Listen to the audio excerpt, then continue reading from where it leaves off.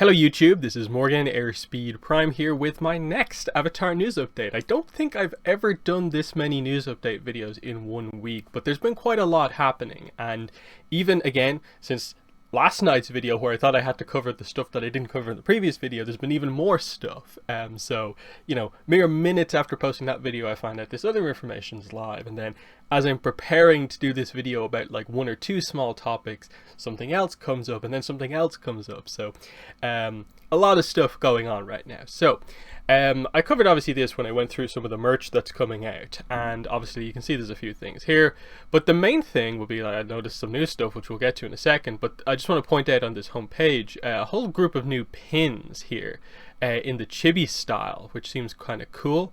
They also then go into some kind of elemental pins and stuff like that, and these are all, I think, what company is this from? Sailstone Studios, so just be aware that those pins are available. But the first thing I want to talk about is the 7-inch Zuko from McFarlane. When I covered this, the reveal of this a few days ago, I talked about this sentence here in the description, that this special item might have limited variants randomly inserted throughout the production run. If you're lucky, you could receive one. And it wasn't really clear, like, what is the variant, what isn't the variant, what's going on here. Then it's come up that on Target, they seemingly have what looks to be either an exclusive or maybe it is the variant. I'm not sure if it's a chase, then it wouldn't really be listed separately. So I'm not sure what way this is exactly working, but at the very least, it's clear that this is basically the same figure, just with a different head and one different effect part. So they're calling this Avatar: The Last Airbender Prince Zuko Helmeted, and it's clearly the 7-inch Zuko, as you can see here. So yeah, he's got the helmet that he wears in some of those early episodes, of course. There you can see from behind. They don't have a picture with the helmet off, so I'm guessing this just is a new full-on head sculpt as well. And then this effect part is different, because the one that you get with the normal Zuko is a sort of spirally long effect part, whereas this one is a little smaller, but sort of encases the fist. You still get the two fire daggers, and it's also notable that the actual expression on the face is different. It's still angry, but you'll remember this one is wide open mouth. This one is sort of closed, sort of snarl. So, you know, minor differences overall, but still the same figure. That's what you get overall. And then, yeah, you can see it's called Gold Label here, Gold Label Collection. And I guess that sort of fits the idea of a chase, that, like, it's the Zuko figure, it's just got a gold sticker on it and it's slightly different. But I don't know what way this is going to work. Is it just that, like, Target have it as a separate exclusive that they can sell separately, but that other places will get sort of random, like 1 in 10, 1 in 6, you know, chase variants of it? I'm not really sure, because otherwise, like, what would the difference be? Like, is it just the figure but it has the different head sculpt, or the different effect part? You know, what's going on here? I suppose we don't really know. It'll take a little bit to figure it all out, but at least this seemingly looks like a glimpse into what the exclusive could actually be. So that is actually quite interesting, you know, if you want the helmeted look for Zuko. It's a little bit more sort of obscure in that it's only in a handful of scenes, but it's interesting still.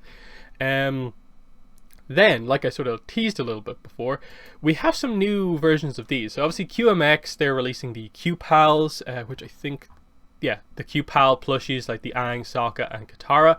And they also had this statue for $50, these sort of different sort of stylized chibi Aang, with some pretty cool effects stuff, and Momo, and we were kind of wondering, like, oh yeah, that seems kind of cool.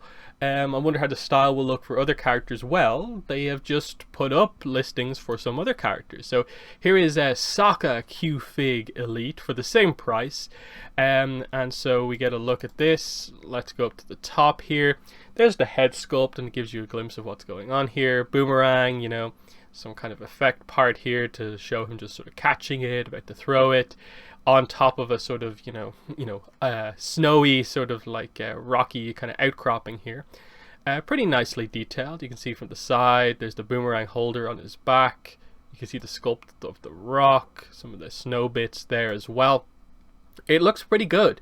Again, like Sokka hasn't really had statues as such from the other companies, which have been more focused on the benders. So this has a bit of a unique thing for it if you're a big Sokka fan. Like here's a Sokka statue before a lot of the other companies are going to get to it.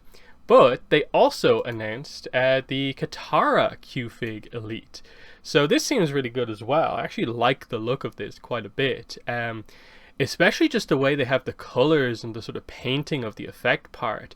I'm not sure if it's just the lighting or if they just managed to get really, really nice materials and get a nice look, but it looks super nice the way it's going. So again, like Sokka, she's on a kind of, snow-covered kind of rock, but, she's got a bit of a wave coming over the top here. Then she's got a bit of a sort of water stream, water whip type thing, and then the kind of sloshing water along the sides. This is really nice, I think. There's a look from the side. The pose is quite dynamic as well. It's obviously book 1 Katara. But yeah, look at that. Look at the details there. The little kind of drops of like the aqua sort of color in the water. There it is from the side, getting across. Yeah, this is a kind of big attack here from Katara. I like this. Again, at the moment, it's a little bit much to be like, oh, do I, all of a sudden, because I really like the Katara, do I want to go in on these statues? I'm not really sure about that, but they're there if you are interested. Interestingly, the description says, the last tier bender, just a simple guy with a boomerang, the last airbender. There we go, but yeah, seems quite cool. I think that is all the Avatar stuff that they've recently announced. Let's see here. Yeah, Katara, Sokka. Yeah, it doesn't seem like there's anything else, because yeah, that's the stuff they announced before. But yeah, they're continuing on with that. I suppose in a way, like a lot of the other lines that are still just getting going, there's always a sense for like, okay, here are the characters that we've seen before already. I'm waiting to see some of the other characters get this attention. Like, whereas the Toph statues, I think that's probably the next Diamond Select one we're waiting for. A Toph Q-Fig could look really cool with some nice earth effect. But yeah, there's that. And then the last piece of news, which I think is probably the one that's most discussion worthy, is this. Joan Hilty announced on Instagram that she is going to be joining Avatar Studios as executive editor starting next week. And she says, the chance to build out this rich, meaningful, wild Avatar verse with Mike and Brian and their amazing team, it's a dream gig and it's going to be a fantastic ride.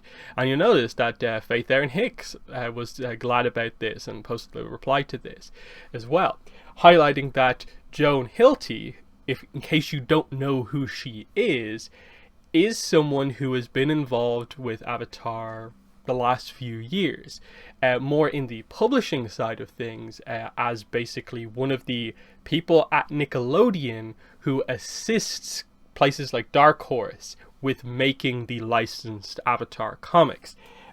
Just as an example, even the most recent comic here, the Free Comic Book Day book, if you look at the full list of credits, not just the art and stuff like that, writers, you go down to special thanks and you get to Linda Lee, James Salerno, and Joan Hilty at Nickelodeon. So they're their three sort of Nickelodeon contacts. And I think Joan Hilty's been at a few newer Comic-Cons before, and so she is heavily involved in that side of things. If you look into her a little bit more, of course, you see that her full description is, I also direct editorial for comics/graphic novels and legacy properties at Nickelodeon. So that makes complete sense. Her history is with comics and stuff like that, so she's coming onto Avatar Studios now, and I'm guessing that this is more of a publishing based role in the team.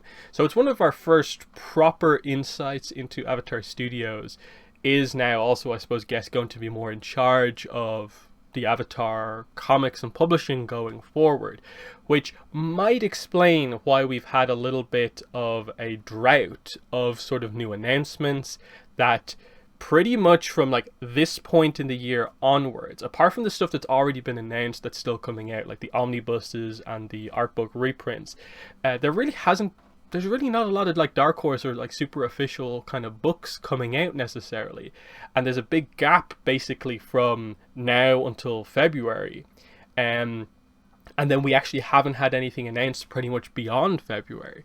And then obviously we know in the background there's like a Korra comic that may or may not still happen. There's the tease of new novels coming. We still don't know what's up with future Avatar comics. So something like this happening is actually a good sign that the Avatar Studios stuff is beginning to get organized a little bit more. And hopefully once they've solidified this, we'll start to hear more about the Avatar Studios publishing plan, because I've been speculating a lot over the last few months that what they're going to do is to announce like a lot of the animation stuff sort of alongside the publishing, but it almost feels like that actually could happen now. Do your sort of Star Wars style, almost like High Republic thing, where you have more of a publishing plan to accomplish something with the books, in the same way that Mike and Brian are developing a plan for sort of visual mediums with films and series and so on. This is a good announcement ultimately, because some people will be like, oh, Nickelodeon person joining Avatar Studios, but because we had always had that separation before of Dark Horse just had the license to do Avatar comics, of course they had to work with Nickelodeon to make those books happen, in addition to of course Mike and Brian being involved, Tim Hedrick being involved, so there was always that collaboration there. But now she is part of Avatar Studios, and hopefully this now means more of a, we can really focus. The Avatar stuff should hopefully go from strength to strength.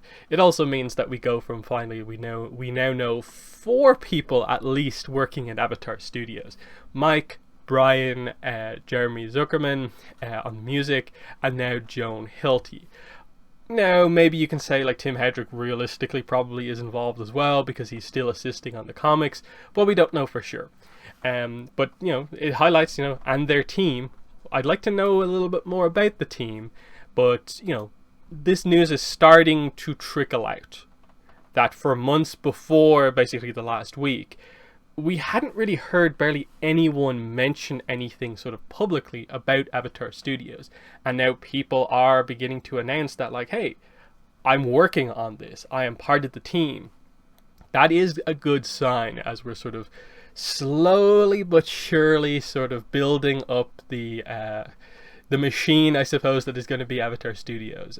But hopefully we get the big news sooner rather than later. So this is a good thing for the publishing side of things, connecting more heavily in with Avatar Studios. So that is the video. So in the comments, let me know what your thoughts are on some of these new pins that got announced here, what your thoughts are on the potential chase/exclusive 7-inch Zuko from McFarlane with the helmet, the new Sokka and Katara Q-Fig Elites, and also Joan Hilty joining Avatar Studios.